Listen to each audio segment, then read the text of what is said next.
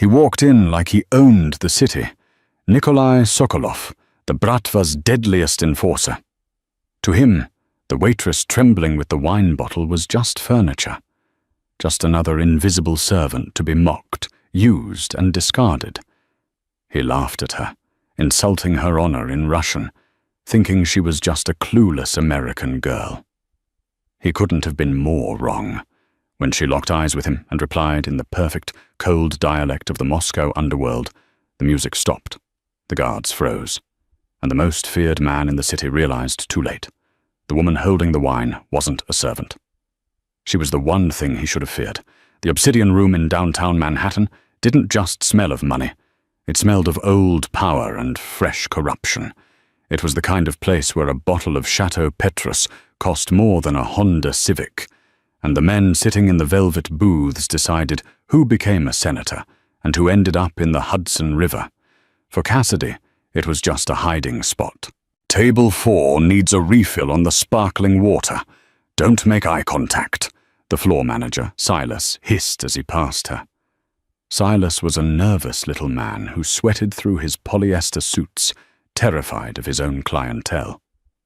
"On it," Cassidy murmured, adjusting the heavy tray on her shoulder. Her name wasn't really Cassidy. It wasn't really Sarah, or Paige, or any of the 3 names she'd used in the last 4 years. But Cassidy was the name on the name tag pinned to her chest, right above the cheap, scratchy fabric of her uniform. She kept her blonde hair pulled back in a severe, unflattering bun and wore glasses she didn't need. The goal was to be forgettable, to be a ghost. She moved through the dimly lit dining room with practiced efficiency. She had spent the last 6 months here, serving the worst of New York's elite. Hedge fund managers who tipped in stock tips, politicians with their mistresses, and the occasional cartel lieutenant trying to look legitimate. She swallowed her pride every night, took their abuse, and went home to a tiny studio apartment in Queens with 3 deadbolt locks. She was safe here, or so she thought. The atmosphere in the restaurant shifted at 8:15 p.m. It was a subtle change, like the air pressure dropping before a tornado touches down. The ambient chatter died out. The clinking of silverware on china stopped. The double doors swung open, and 3 men walked in. Cassidy felt the chill hit her spine before she even looked up. She knew that walk. She knew that specific brand of arrogant silence. Leading the pack was a man who looked like he had been carved out of granite and dressed by an Italian tailor, Nikolai Sokolov. He was tall, with hair the color of midnight, and eyes that looked like shattered ice. He wore a charcoal 3-piece Brioni suit that fit him like a second skin, not a single crease out of place. On his wrist sat a Patek Philippe Nautilus, platinum, understated, but worth a fortune. He was the new Pahan, the boss of the Russian Bratva in New York, a man rumors said had killed his way to the top with his bare hands. Behind him were his dogs. Dmitri, a hulking mass of muscle with a scar running through his eyebrow, and Victor, the younger, jumpier one, who always kept a hand near his jacket pocket. Cassidy's heart hammered against her ribs like a trapped bird. Don't look up. Don't breathe wrong. Just be the furniture. They were seated at the VIP booth in the far corner, the one with the best view of the exits.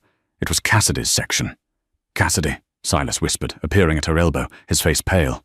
"They requested the vintage list. You take it. I have to check on the kitchen." Coward. She took the leather-bound wine list, her hands trembling slightly. She forced herself to take a deep breath. She had survived worse than waiting on a mobster. She had survived the fire in St. Petersburg. She had survived the purge. She could pour wine for Nikolai Sokolov. She approached the table, keeping her eyes lowered to the level of the tablecloth. "Good evening, gentlemen," she said, her voice soft, American, harmless. "The wine list." She placed the book on the table. Nikolai didn't look at her. He was busy scanning the room, his eyes dissecting every shadow. Dmitri, however, looked. He looked her up and down with a sneer that made her skin crawl. "Water," Nikolai said. His voice was deep, a heavy baritone wrapped in a thick, velvety accent. Still, no ice. Of course, Cassidy said. She retreated to the service station, her hands shaking as she filled 3 crystal glasses. Just get through the shift, she told herself. 1 hour. Then they leave. Then you go home. When she returned, the men were speaking in low, rapid-fire Russian. They weren't discussing business, they were discussing the city. Who needed to be squeezed, who needed to be paid off. They spoke freely, arrogant in the assumption that the American help couldn't understand a word. Cassidy understood every syllable. She placed the water down in front of Dmitri first, then Victor. Finally, she moved to Nikolai. As she leaned in to place the glass on a coaster, Dmitri reached out and grabbed her wrist. His grip was like iron, bruising her skin. "Careful, sweet thing," Dmitri grunted in English, flashing a yellow-toothed smile. "You almost spilled it." She hadn't. Her hand had been steady. It was a power play, a way to dominate the space. "I apologize, sir," Cassidy whispered, trying to pull her arm back. He didn't let go. Nikolai finally turned his head. He looked at Dmitri, then at Cassidy's trapped wrist, then up at her face. His eyes were terrifyingly intelligent. He wasn't looking at her like a person. He was assessing a threat level. Finding none, he looked bored. "Dmitri," Nikolai said, switching to English, "let the girl go. We are here to eat, not to play with the livestock." Livestock. Dmitri laughed and released her arm. Cassidy stumbled back a half step, clutching her wrist. A red mark was already forming. "Bring us the Grand Cru," Nikolai ordered, dismissing her with a wave of his hand. "And be quick about it." Cassidy retreated to the kitchen, her heart pounding a frantic rhythm against her ribs. She leaned against the stainless steel counter, closing her eyes. The rage was a hot, molten knot in her stomach. She hated them. She hated their arrogance, their cruelty, the way they looked at the world as something to be consumed. But she couldn't do anything. She was Cassidy Miller, a waitress from Ohio. She wasn't Katerina Volkov anymore. Katerina Volkov was dead. She had to stay dead. 30 minutes passed. The restaurant filled up, the noise level rising to a dull roar. Cassidy tried to swap tables with another server, a guy named Greg, but Silas caught her. "No switching," Silas hissed. Sokolov asked for the blonde. "You go back out there." Asked for the blonde. A chill went through her. She picked up the tray with their appetizers, Osetra caviar and blinis, naturally, and walked back into the lion's den. As she approached table 4, the mood had shifted. They were drinking vodka now, straight from a frozen bottle. Dmitri was loud, his face flushed. Nikolai remained sober, watchful, sipping his drink like it was water. Cassidy began to clear the empty glasses to make room for the food. She moved quickly, trying to be invisible. Dmitri was telling a story in Russian, loud enough for the neighboring tables to hear the tone, if not the words. "So I told the little rat," Dmitri bragged in Russian, slamming his hand on the table, "if you don't have the money, I take the wife. Fair trade, right, boss?" Nikolai swirled his vodka. "You lack finesse, Dmitri. That is why you will always be a hammer, never the hand." "A hammer gets the job done," Dmitri grunted. He looked up as Cassidy reached across the table to collect a napkin. He decided he was bored again. As she leaned over, Dmitri deliberately knocked his heavy elbow into her tray. It happened in slow motion. The crystal glass on her tray tipped. Ice and water cascaded down onto the pristine white tablecloth, splashing onto the sleeve of Nikolai's $3,000 suit. The entire section of the restaurant went silent. Cassidy froze. She clutched the tray to her chest, her eyes wide. I'm so sorry. I didn't..." Nikolai slowly looked down at his wet sleeve. He brushed a droplet of water off the wool. Then he looked up at Cassidy. His face was unreadable, which made it infinitely more terrifying than Dmitri's anger. "You clumsy bitch!" Dmitri roared in English, half rising from his seat. "Do you know how much that costs?" "Sit down, Dmitri," Nikolai said calmly. His voice wasn't loud, but it carried the weight of a gavel sentence. Dmitri sat, though we kept glaring at Cassidy. Nikolai locked eyes with her. "You are shaking," he observed in English. "I'm sorry, sir. I'll get a towel. I'll pay for the cleaning," Cassidy stammered, playing the part. The terrified waitress. Nikolai leaned back, crossing his arms. He looked at her with pure, unadulterated contempt. He turned to Dmitri and spoke in Russian, his voice low, assuming total privacy in his insults.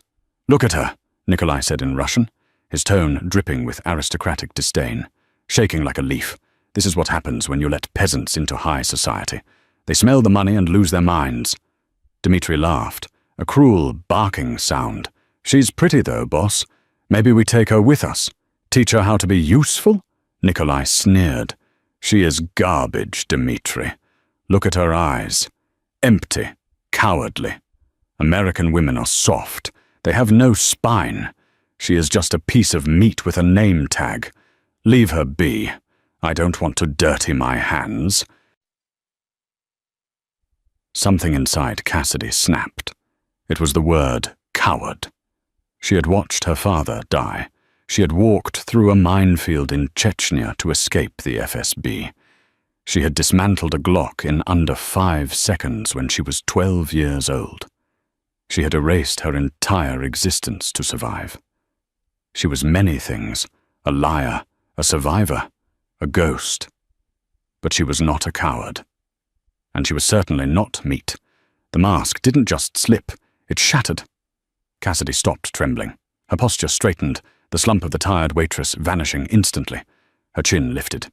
The fear in her eyes evaporated, replaced by a cold, hard diamond of fury. She tossed the dirty napkin she was holding onto the table. It landed right in front of Nikolai. The restaurant was quiet, watching the scene, expecting the poor girl to run away, crying. Instead, Cassidy looked Nikolai dead in the eye. "Your suit is replaceable, Sokolov," she said. She didn't speak in English. She spoke in Russian, but not just any Russian. She spoke in the Fenya, the criminal argot of the high-ranking thieves-in-law, with the specific, aristocratic St. Petersburg lilt that only the old families used. It was a dialect of authority, of command. "But your manners," she continued, her Russian flawless, cold as a Siberian winter, "those cannot be bought, apparently, not even with all your blood money." The silence that followed was absolute. It was heavier than the silence when they had walked in. This was the silence of a bomb that had just armed itself. Dmitri's mouth fell open. The glass in Victor's hand stopped halfway to his mouth. Nikolai stared at her. For the first time all night, the boredom vanished from his face. His pupils dilated. He looked at her, really looked at her, and saw the predator hiding beneath the prey's skin. He slowly stood up. He towered over her, radiating menace. "Who are you?" Nikolai asked in Russian, his voice a low growl. Cassidy didn't flinch. She stepped closer to him, invading his personal space, challenging him in a way no one had done in years. "I am the person who decides if you get your wine," she replied in Russian, her voice dropping an octave, deadly serious, "or if I pour the rest of this bottle down your throat." "Sit down, Nikolai. You are making a scene." She switched back to English, turning her head to the stunned floor manager hovering nearby. "Silas," she called out, her voice clear and commanding. "Mr. Sokolov needs a fresh napkin, and bring the key 82 Margot. On the house." She looked back at the Mafia Don, her blue eyes blazing with a dark fire. "Unless there's a problem," she challenged. Nikolai looked at her, stunned, intrigued, and for the first time in his life, impressed. "No problem," Nikolai said softly, a slow, dangerous smile spreading across his face. "No problem at all." The rest of the dinner service was an exercise in psychological warfare. Most servers would have fled. They would have faked an illness, run out the back door, and never returned to pick up their last paycheck. But Cassidy knew that running now would be a death sentence. Men like Nikolai Sokolov were predators. If you ran, their instinct to chase kicked in. If you stood your ground, however, They became cautious. They analyzed. She returned to the table with the 1982 Chateau Margaux. Her hands were steady now, her face a mask of professional indifference. Silas, the manager, watched from the kitchen doorway, chewing his fingernails. He had expected bloodshed. Instead, he saw the most feared man in New York watching his waitress with the intensity of a man studying a complex chess move. Cassidy presented the bottle to Nikolai. She didn't look at Dmitri or Victor. To her, they were already dead men walking. Thugs with guns but no brains. Nikolai was the only gravity in the room. "Chateau Margaux, 1982, she announced, her voice flat, decanted as requested. "Toh." She poured a splash into his glass for the tasting. Nikolai didn't look at the wine. He looked at her wrists, checking for tattoos. He looked at her neck, checking for scars. He was dissecting her history. He picked up the glass, swirled it once, and drank.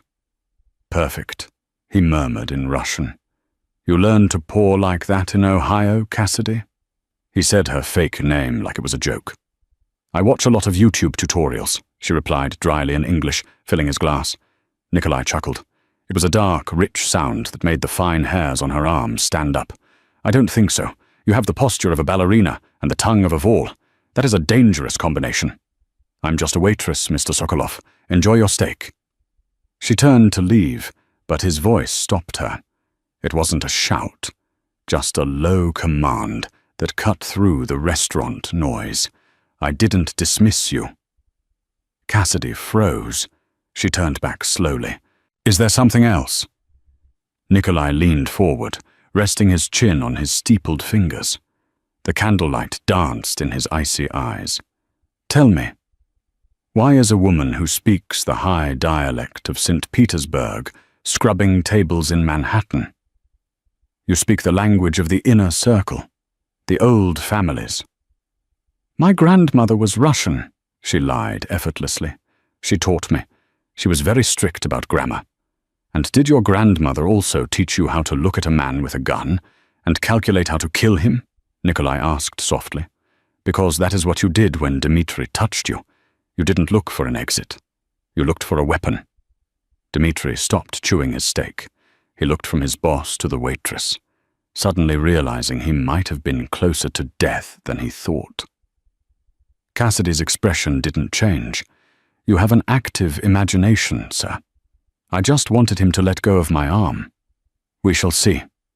Nikolai picked up his knife and cut into his steak with surgical precision. "I will be watching you, Cassidy.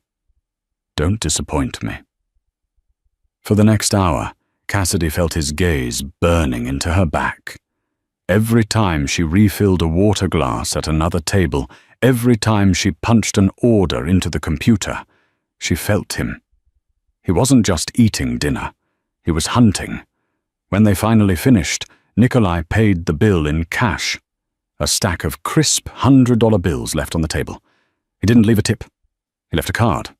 It was black, heavy cardstock with a single golden embossed emblem, a wolf's head. No number, no name, just the symbol of the Sokolov Bratva. Cassidy stared at it after they walked out. It was an invitation, or perhaps a summons. She scooped it up along with the cash and shoved it into her apron pocket. Her hands were shaking again, now that the adrenaline was fading. "Cassidy!" Silas rushed over, wiping sweat from his forehead. "My God, what happened? Did you offend him? He left a fortune on the table." "He's just an eccentric rich guy, Silas," she said, her voice tight. "I'm clocking out. I feel sick. Go. Take the rest of the week if you want. Just don't quit. You're the only one who can handle the VIPs." Cassidy didn't plan on taking the week. She planned on taking the first bus to Montreal. She had a go bag in her apartment. Cash, a passport under the name Sarah Jenkins, and a prepaid burner phone.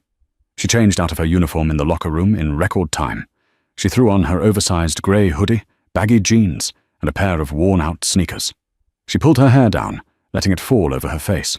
The goal was to transform from the elegant waitress back into a street urchin. She exited through the kitchen, nodding to the dishwasher, and pushed open the heavy steel door that led to the alleyway.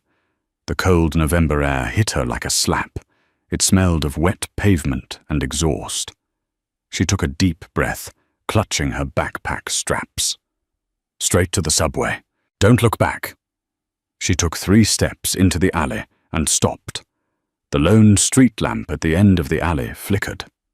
Beneath it, leaning against the brick wall, was a figure wreathed in cigarette smoke. It wasn't Dmitri or Victor. It was him. Nikolai Sokolov pushed off the wall and dropped his cigarette, crushing it beneath his polished Oxford shoe. "You change clothes fast," he said. "Running somewhere?" Cassidy didn't run. Running triggers the chase. Instead, she widened her stance slightly, shifting her weight to the balls of her feet. Her hand drifted toward her pocket, where she kept a tactical pen, a pointed shard of hardened steel disguised as a writing implement. "My shift is over," she said, her voice rougher now, dropping the polite server act. "I'm going home." Nikolai walked toward her. He moved with a predatory grace that was terrifying to behold in the narrow alley. "I don't think so. I looked into you, Cassidy Miller. It seems you didn't exist before 2021. No tax records, no high school diploma, no birth certificate, just a social security number that belongs to a dead girl from Ohio." He stopped 5 feet away from her, close enough to smell his cologne, sandalwood, and gunpowder. "Identity theft is a crime," he mocked. "Should I call the police?" "Since when does the Pakan of the Sokolov family talk to the police?" she shot back. Nikolai smiled. It was a genuine smile this time, sharp and dangerous. "There it is again. The knowledge. You know my rank. You know my family." He took another step. Cassidy pulled the tactical pen from her pocket, gripping it in a reverse hold. Nikolai glanced at the weapon and laughed. "A pen? You plan to edit me to death?" "I plan to stick it in your carotid artery if you take one more step," she said calmly. The smile vanished from Nikolai's face. He looked at her with a sudden, intense seriousness. "Who are you? And don't lie to me. I know a soldier when I see one." "Who sent you? The Italians? The FSB?" "Nobody sent me," Cassidy hissed. "I'm nobody. I just want to be left alone. Nobody wants to be left alone. Everyone wants something. Power, money, revenge." He studied her face, searching for a ghost of recognition. "You look like him, you know, around the eyes." "Like who?" "An old friend. A man who died screaming." Nikolai's voice dropped. "Volkov!" Cassidy's heart stopped. She forced her face to remain stone. "I don't know who that is." "Liar." He reached for her. He wasn't attacking. He was reaching for her shoulder, perhaps to shake the truth out of her. But before his hand could connect, the alley exploded with light. High beams blinded them both. A black SUV screeched to a halt at the mouth of the alley, blocking the exit. The doors flew open. "Get down!" Cassidy screamed. She didn't think. Instinct took over. The training her father had beaten into her since she was 6 years old. She tackled Nikolai, driving her shoulder into his chest and knocking him behind a dumpster, just as the air filled with the deafening crack, crack, crack of automatic gunfire. Bullets chewed up the brick wall where Nikolai's head had been a second ago. Debris and red brick dust rained down on them. They were tangled together on the dirty asphalt behind the metal dumpster. Nikolai was heavy, a solid wall of muscle, but he moved with her, realizing instantly that they were under attack.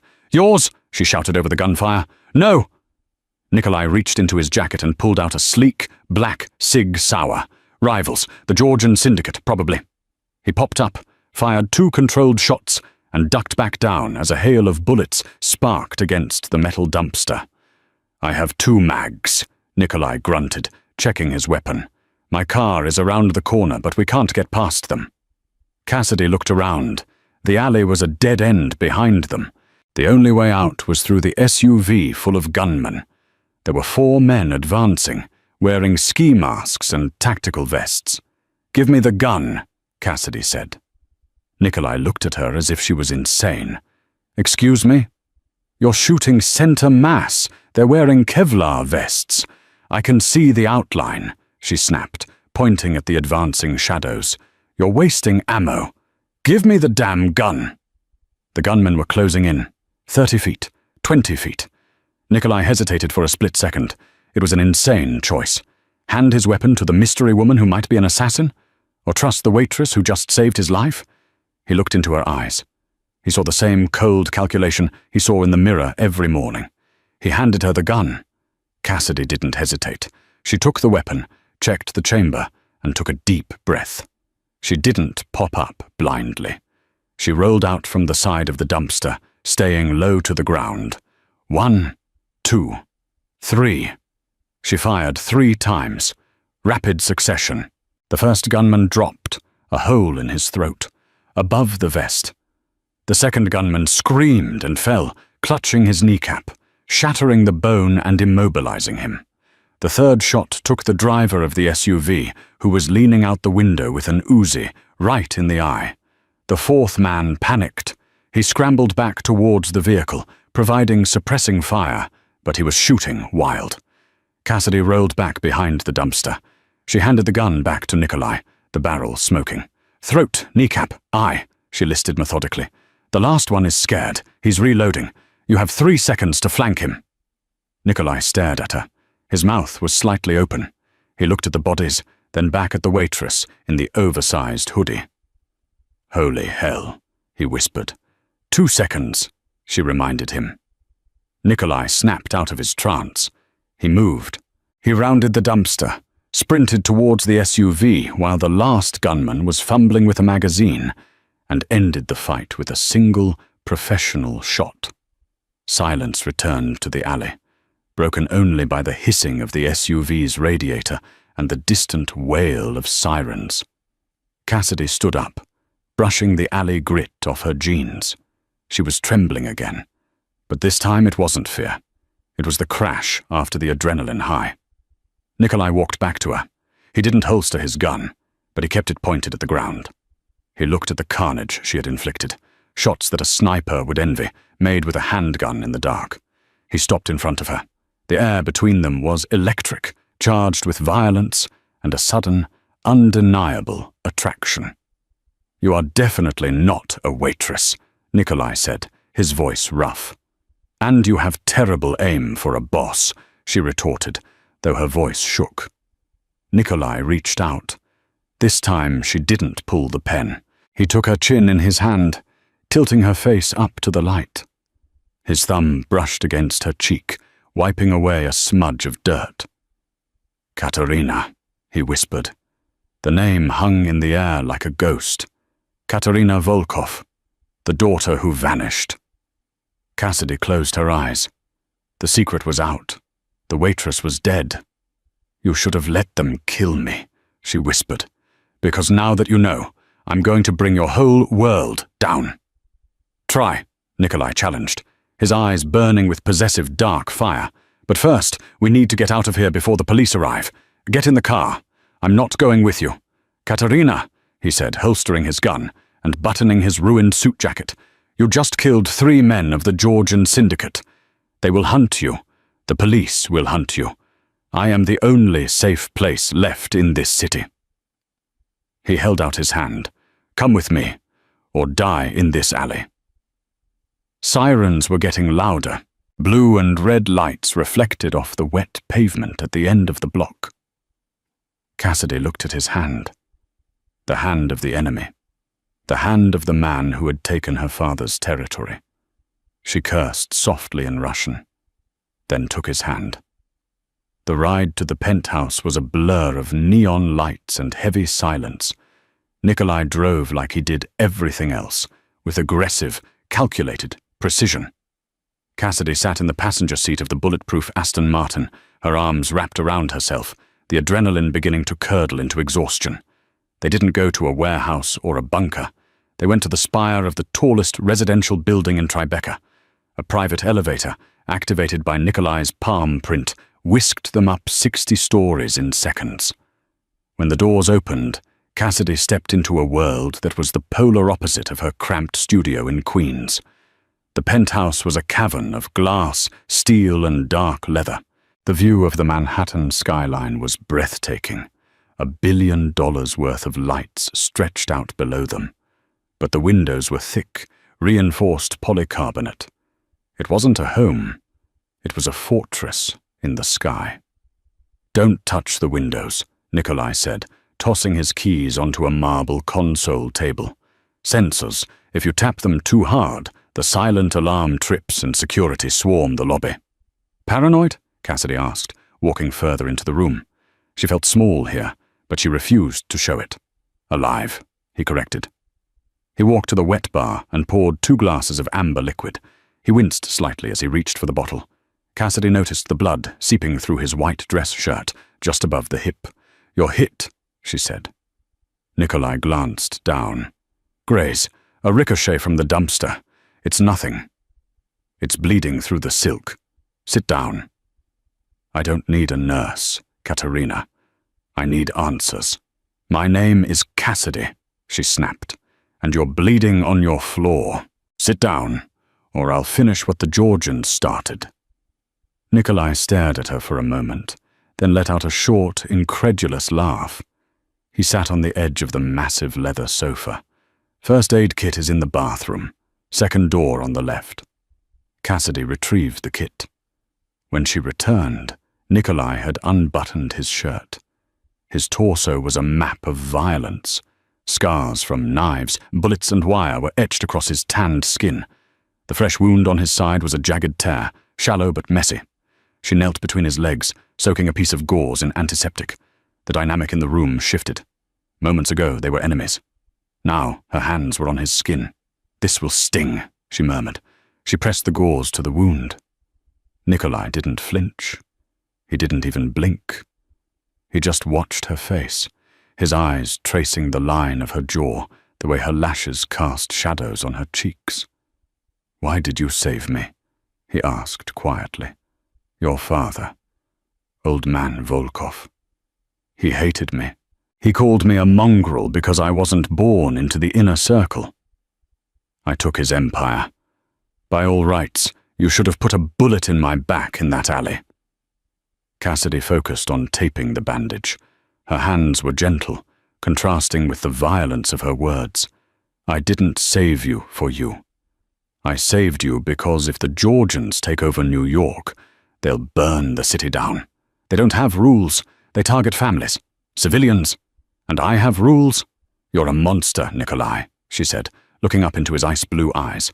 "But you're a disciplined monster. There's order in your chaos." Nikolai reached out and tucked a strand of loose hair behind her ear. His fingers lingered on her neck, right over her pulse point. Her heart rate spiked, and she knew he could feel it. "I didn't kill him," Nikolai said. Cassidy froze. "What?" "Your father. I didn't pull the trigger. I took the territory, yes. I outmaneuvered him. But the order to execute him, that didn't come from me.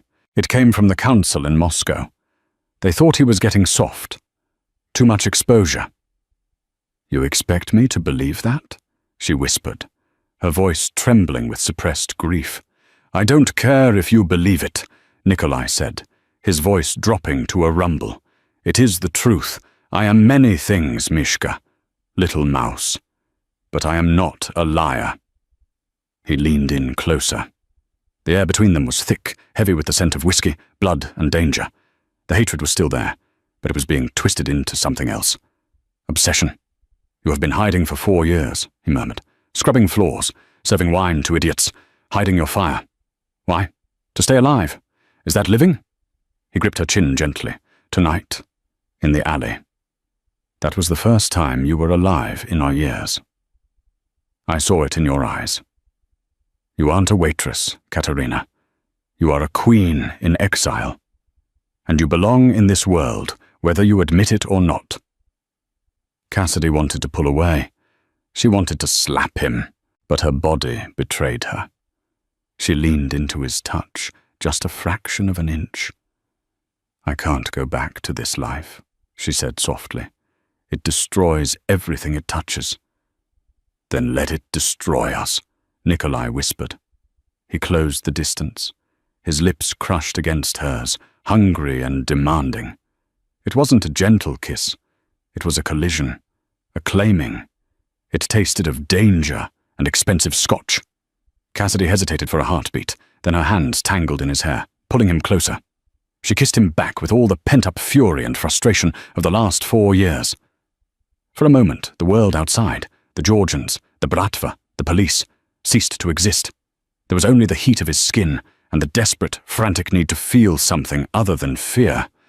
Nikolai pulled back, breathless, his forehead resting against hers. "Stay," he commanded, "not as a prisoner, but as my partner. Help me crush the Georgians. Then, if you want to leave, I will give you a new name, a new life, and enough money to disappear forever. I swear it." Cassidy looked at him, searching for the deception. She found only a fierce, terrifying intensity. "And if I stay?" she asked. "Then we burn the world down together." Morning light filtered through the heavy curtains, grey and unforgiving. Cassidy woke up alone in the massive bed. The sheets still smelled like him, sandalwood and musk. She sat up, clutching the duvet to her chest. The memories of the night before flooded back, making her face flush. She had slept with the enemy. She had slept with the Bakan. She found a note on the bedside table, written in sharp, angular handwriting. "I have business with the council. Dealing with the fallout from last night. Stay inside. Do not open the door for anyone but me. Make yourself at home. There are clothes in the closet." No, Cassidy sighed. She got up and walked to the closet. It was filled with women's clothes. Brand new, tags still on. Everything from silk loungewear to evening gowns. He must have had someone stock it while she slept. Or perhaps he kept it stocked for guests. The thought made a spike of jealousy stab her chest, which annoyed her. She had no right to be jealous. She chose a simple black cashmere sweater and jeans that fit surprisingly well. She wandered out into the living area. The penthouse was silent. She went to the kitchen to find coffee. As she was pouring a cup, the elevator chimed. Cassidy froze. Nikolai had said, "Do not open the door." But the elevator bypassed the front door. It opened directly into the foyer. She grabbed a steak knife from the butcher block and hid it behind her back, moving into the shadows of the hallway. The elevator doors slid open. It wasn't Nikolai. It was Dmitri. The scarred enforcer walked in, looking around with a sneer. He was followed by 2 men Cassidy didn't recognize. They didn't look like Bratva. They looked rougher. Mercenaries. "Boss isn't here," Dmitri muttered to the men. "Perfect." Cassidy's heart hammered. Dmitri wasn't supposed to be here, and he certainly wasn't supposed to be bringing strangers into the inner sanctum. "Check the bedroom," Dmitri ordered. "Find the girl. The Georgian boss wants her alive. He says she killed his brother last night." The blood drained from Cassidy's face. Dmitri was the leak. The ambush in the alley wasn't just random, it was set up. Dmitri had sold Nikolai out to the Georgians, and now he was cleaning up loose ends. She watched from the shadows as the 2 mercenaries headed towards the bedroom. Dmitri stayed in the living room, walking over to the bar to pour himself a drink from Nikolai's private stock. Think, Katerina, think. She couldn't fight 3 men. Not with a steak knife. She needed an exit. But the elevator required a palm print, and the windows were sealed. She was trapped. Unless... She remembered the fire suppression system. Cassidy slipped off her shoes to move silently. She crept towards the kitchen pantry.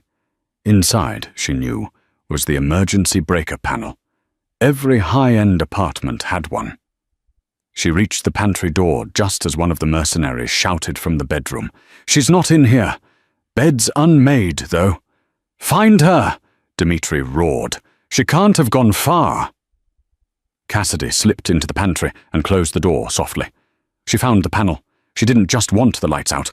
She wanted chaos. She found the breaker labeled Fire Suppression /HVAC. She used the tip of the steak knife to pry the cover off the main aesthetic control box, exposing the wires. She jammed the knife into the circuitry, sparking a short. Boom! A small explosion of sparks showered her hand.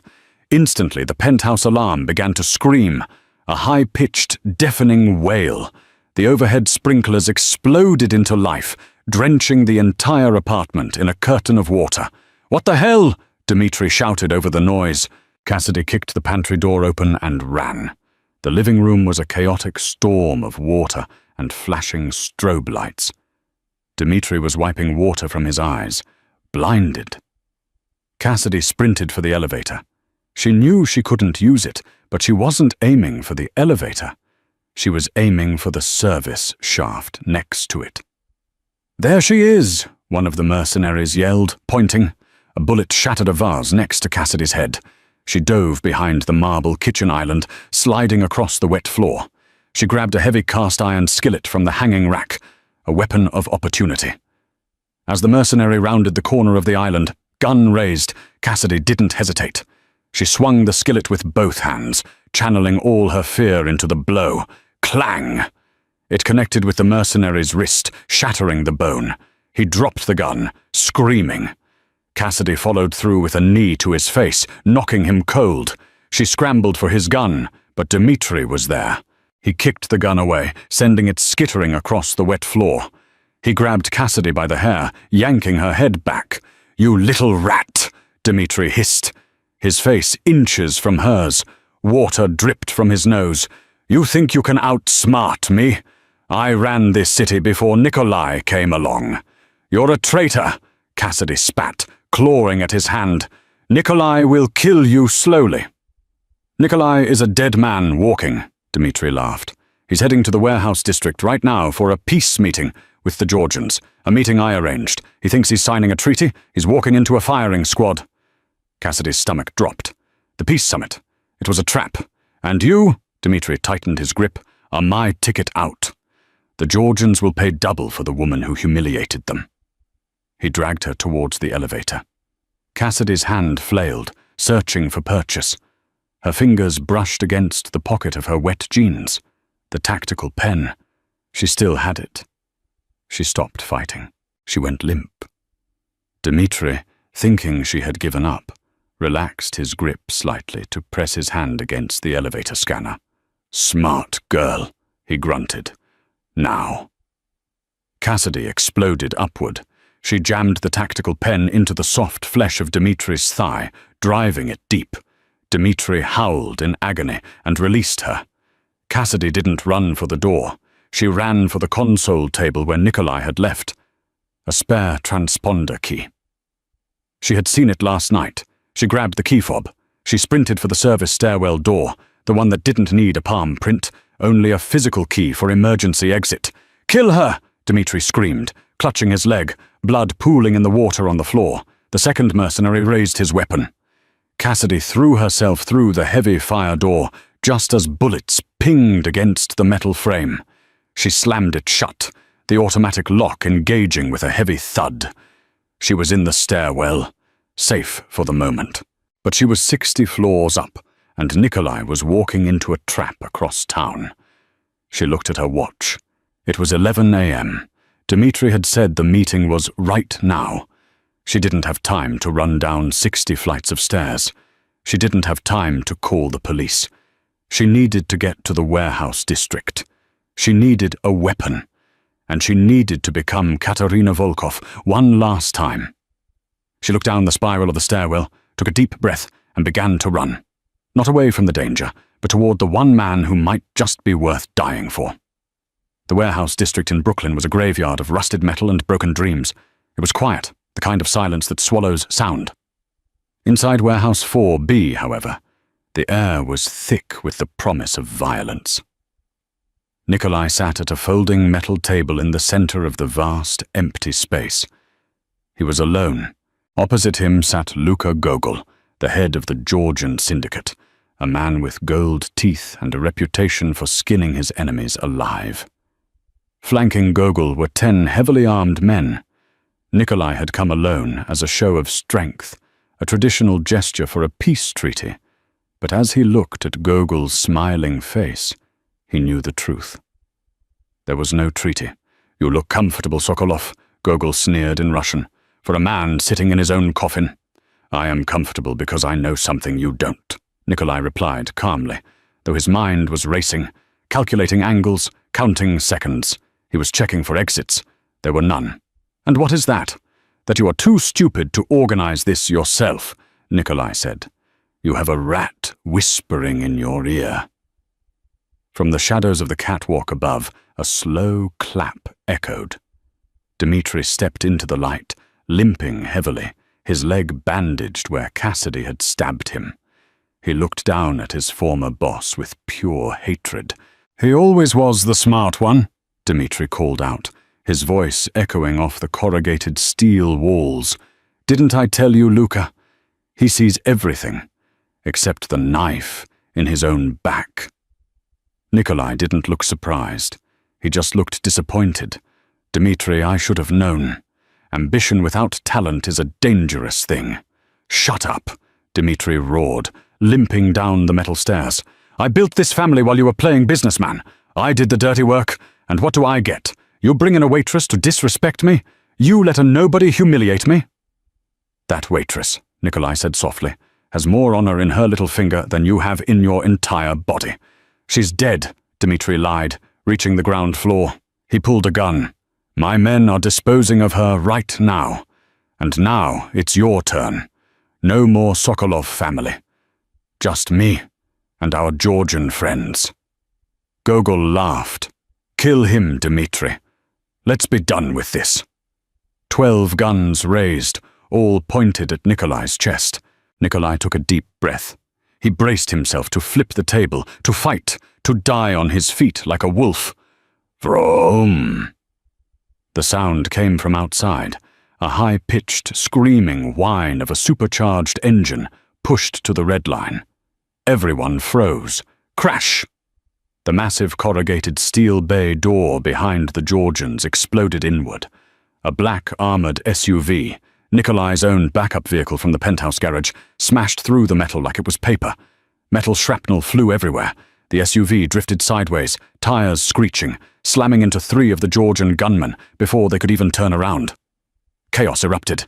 It's the girl! Dmitri screamed, diving behind a crate. The driver's side door kicked open. Cassidy rolled out. She wasn't wearing the waitress uniform anymore. She was dressed in tactical black, moving with the fluidity of a phantom. She held a submachine gun she had taken from the penthouse armory.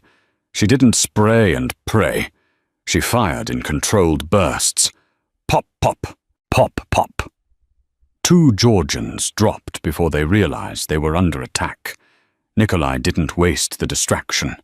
He flipped the heavy metal table, using it as a shield as bullets sparked against it. He drew his backup weapon, a jagged karambit knife he kept in his boot, and threw it. It spun through the air and buried itself in the neck of the gunman closest to him. Nikolai rolled forward, grabbed the dying man's falling assault rifle, and joined the fray. "Cover me!" Cassidy shouted, her voice cutting through the gunfire. "Move!" Nikolai roared back. They moved in perfect synchronization, as if they had been fighting together for years. Cassidy suppressed the gunmen on the left. Nikolai flanked them on the right. It was a brutal, violent dance. She was no longer hiding. The ghost was gone. Katerina Volkov had returned. She fought with a cold, ruthless efficiency that terrified the Georgians. They were used to fighting thugs, not a woman trained by the old Soviet Guard. Within minutes, the warehouse floor was silent, save for the groans of the wounded and the hiss of steam from the smashed SUV. Only Dmitri was left. He was scrambling up the catwalk stairs, trying to reach the roof access. He was bleeding, panicked, a rat trapped in a burning building. Nikolai lowered his rifle. He looked at Cassidy.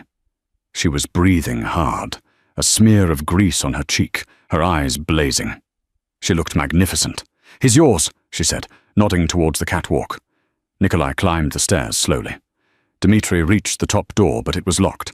He turned around, pressing his back against the cold steel, trembling. "Boss," Dmitri pleaded, holding his hands up. "Nikolai, brother, we can talk about this. It was Gogol. He forced me." Nikolai stopped 3 steps below him. He looked at the man he had once trusted with his life. "You said I was a businessman," Nikolai said calmly. "But you forgot where I came from, Dmitri. I came from the gutter, and in the gutter we don't make deals with rats." "Please," Dmitri sobbed. "I can help you. I know where their money is." "I don't need their money," Nikolai said. "I have something better." He glanced down at the floor below, where Cassidy stood amidst the wreckage, reloading her weapon, watching his back. "I have a queen." Nikolai raised his gun. Dmitri screamed. The shot rang out, singular and final. Underscore, underscore, underscore, underscore, underscore, underscore, underscore, underscore, underscore, underscore, underscore, underscore, underscore, underscore, underscore, underscore. The aftermath. 2 hours later, the warehouse was a crime scene swarming with police. But Nikolai and Cassidy weren't there. They were in a private hangar at Teterboro Airport, sitting on the steps of a Gulfstream jet. The engines were spooling up. Nikolai was wrapping a fresh bandage around Cassidy's arm, where a bullet had grazed her. His touch was incredibly gentle. "The police commissioner owes me a favor," Nikolai said quietly. "The footage from the warehouse will disappear. The Georgians are broken. The city is ours." "Yours," Cassidy corrected, looking out at the runway lights. "I should go. Montreal is nice this time of year." Nikolai stopped wrapping her arm. He looked up at her, his expression intense. "Do not lie to me, Katerina. Not anymore. You don't want to run. You are tired of running." "And if I stay?" she asked, her voice wavering. "What am I? A soldier? A waitress?" Nikolai stood up, pulling her with him. He wrapped his arms around her waist, pulling her flush against his chest. "No," he said firmly. "My equal." He reached into his pocket and pulled out a small velvet box. It wasn't a ring. It was a pin, a small platinum wolf's head with diamond eyes, the insignia of the Pakhan. But this one was different. It had a crown. He pinned it to a tactical vest right over her heart. "The Volkov and Sokolov families were enemies for a decade," Nikolai murmured, leaning his forehead against hers. "But tonight, we united them in blood. Stay with me. Help me rule this city properly. No more hiding." Cassidy looked at the pin. Then she looked at the man who had seen through her disguise when the rest of the world looked away. The man who had handed her a gun instead of protecting her. She smiled, and for the first time in 4 years it reached her eyes. "Okay," she whispered, "but I have one condition." "Anything. You fire the chef at the Obsidian Room. His risotto is terrible." Nikolai laughed, a loud, joyous sound that echoed across the tarmac. He kissed her, deep and passionate, sealing a pact that would terrify the New York underworld for generations to come. The waitress was gone. Long live the Queen. And that is the incredible story of how a simple bottle of wine turned into a war for the soul of New York City. Cassidy proved that you should never judge someone by their uniform, because the person pouring your water might just be the most dangerous person in the room. In a world full of fake tough guys like Dmitri, she showed that true power isn't about how loud you shout, but how hard you fight when your back is against the wall. Karma didn't just hit the bad guys. It ran them over with an armored SUV. What would you have done in her shoes? Would you have run to Montreal, or would you have stayed to fight alongside the boss? Let me know your choice in the comments below. If you enjoyed this story of revenge, romance, and justice, please smash that like button, subscribe to the channel, and turn on the notification bell so you never miss a new story. We upload new drama every single day. Thanks for watching.